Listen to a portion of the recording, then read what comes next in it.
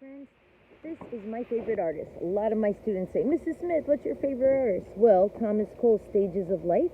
If you go to Washington, D.C., go to the mall and go to the National Gallery of Art, and you could see this for free. You got the Stages of Life. If you're in my class, we'll discuss each stage, and we're going to look at this, the clouds and the angel, and we're going to do a replica of Thomas Cole-inspired Cloud and Angels. So get out your supplies and follow along right now. I totally suggest you look on the internet at Thomas Cole Stages of Life, and you look at it so your replica comes realistic. Now you get to decide, do I want to use personal expression, hold my paper, portrait, or landscape? I'm going to hold mine, not like Thomas Cole landscape. I'm going to hold my portrait and do it a little different. All right, so look at the clouds. All right, see how his goes right off the edge? So we're going to get your pencil so you can erase, and we're going to start with a bump going down and then going back up. Now, a lot of my students say, Mrs. Smith, I can't see your pencil. So I'm going to use a Sharpie, and my students, if you are going to go, wah, it came out bad, help me, I can't do it, then don't start with a Sharpie. Start with a pencil. I'm going to go over my pencil lines like most of you guys are going to do by going down and then up. All right, just like Thomas Cole's clouds, you're going to have a shape to your cloud. So let's look at the next one. He's got at least 12 levels of clouds. So I'm going to go right next to that line and go down, down, up, up.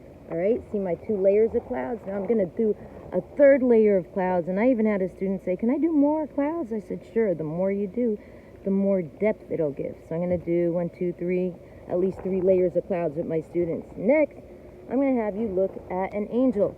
I'm going to teach you using geometric shapes now how to do an angel. You do it in pencil. I'm doing it in markers so you can see it. You start with, and you get to decide where in your composition you want to put your angel. I'm going to have mine coming down from heaven. You can have yours anywhere. You start with just a circle. Like I said, if you could start with a geometric shape, you could start with a circle. Then you come down with a little line for the neck. Then you're going to do a line across, representing the shoulders, and a triangle. So like I said, if you could do geometric shapes, you can then do an angel or any human. You kind of start with stick figures. Now I'm going to have one arm come out and up, and this arm's going to be holding a sword. So I'm going straight up and doing the handle. Now, instead of it looking like a stick figure and stopping right there, I'm going to add with my pencil or my marker a little muscle on the bones. So your stick figure that you start with starts like a skeleton. Then you add some muscle on the bone. And I'm going to beef up my little body here with some pectoral muscles, which are abs. And this arm is going to come out and down, okay? Out and down like another triangle. Now, you could spend time on legs, but I just like coming down and across and doing like a robe, so that way you don't have to work on the feet. If your angel is in a position where it's flying and you have clouds below it, all you need to do is a little bottom of a robe. Now is the fun part. Wings.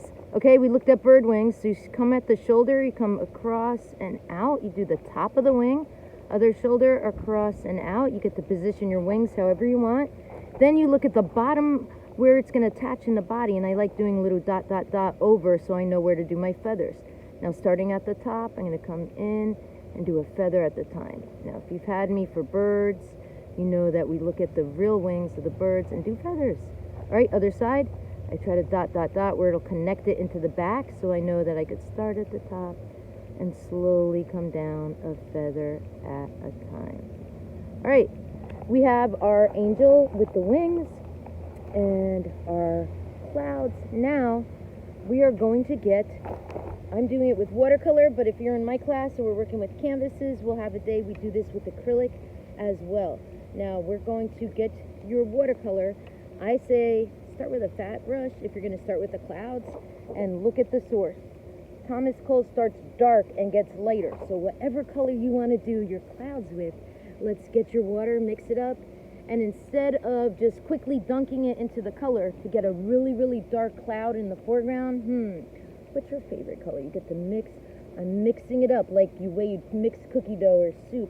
And I'm mixing up my purple, getting a little more water, mixing my dark blue with my purple, because you guys know, say it, what color is Mrs. Smith making? Ooh, periwinkle. My favorite color is dark blue and purple, which are light blue and light purple, but when you add water to it, and get it lighter, it gets a nice shade of periwinkle. So you're going to go around the curve, you're going to stay in the lines, and you're going to do your first closest cloud, the darkest. Okay? Now, I'm going straight up. Yours is probably going to be a little flatter when you're working with it, so you'll be able to do the controlled drip more. And this is where I'm having you get your brush, right? See the way I'm holding it? I'm not going straight up and down on a cloud. I want it to look rounded or circular, so I'm doing the curves, the brush curves around the curve of the cloud, or some of you guys know, say it with me, you could do circularization where you go back and forth. So I'm going to show you the brush strokes, how I'm going about it. Then I'm going to add what? To bleed it out. Ooh, some nice controlled drip there with water to make it look puffy like clouds. You want to go back and forth. Let me show you that stroke again. Back and forth. And then you want to get more color, more pigment. I'm going to add a little pink to my purple. And if you mess up the colors here in the palette, when you're done, just pat them out with a paper towel and clean them for the next person.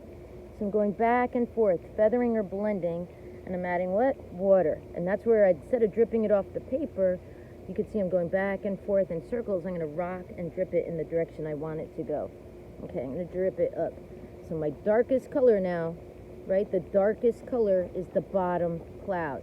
Now, each color getting in the distance, just like when we do hills going in the distance, if you change colors and get lighter in the distance, that's called atmospheric perspective. All right, your first cloud done. Check. All right, so I'm going to let that bleed out, holding it upside down while I get my brush, clean it out. And what's a lighter color? I might go to pink and light blue. Could add a little bit of green in it. You try it now. Each cloud is a lighter color as it goes in the distance. Let's check out that color I just got. Ooh, is that a lighter color than that? It is. So let's finish our next cloud in a lighter color than our first one. Okay? And this time, just going around, staying in the lines. If it bleeds out together, it's okay. If it bleeds out a little too much, get your tissue and dab it up. All right, I got my two clouds. My third cloud, I'm going to add a little more with my pink and blue and green. I'm going to add a little yellow. Remember, if you get the yellow messed up, get your tissue, a wet tissue when you're done, and clean it. Now my further in the distance one, ooh, kind of looks like a nasty green. Oh, so what am I going to do? Clean my brush, get a tissue. This is really important because most of you guys mess up. Half the time you're like, I messed it up. So you could get your wet tissue and you can dab it up. And you could clean up what you did if you don't like a color. What I'm doing is dripping it into my other colors so it blends. Now I'm going to clean my brush and get more of yellow without that booger green color, okay? So I'm mixing in the yellow, you can see here. And my furthest away cloud, I'm going to have in the distance here yellow. Now in my class, to do your angel, we're going to wait for the watercolor to dry, and we can have some choices of wax resist, which is crayon. Some of us like doing it with white out to really have your angel look white and shiny, or we can do color pencil to color in the outfit of your angel, or with a skinny little brush, stay in the lines when it's dry. The whole idea is when your painting's wet, if you do your My Angel, it'll bleed out. Maybe, just maybe, you'll love that effect. All right, my last cloud, I'm doing some white or some pink with yellow, and I'm going to do that color right there. Okay, so now watch how we're doing this, and I hope that you guys are painting along with me, not just watching, but you're grabbing your supplies and you're staying in the lines. And if you go out of the lines on the wings of the angel, it's okay, because we're going to do another layer. That's called layering, where we do different layers. All right, so check out, this is my replica of the Thomas Cole inspired Clouds and Angel, where we're going to tell a story with ours. And over and out from today's lesson. I can't wait to see yours. I'm going to come around and check on you. And next, I'm going to probably get a white color pencil and color in my angel and color his outfit. Maybe light blue or light purple, some of my favorites. What color are you going to make yours?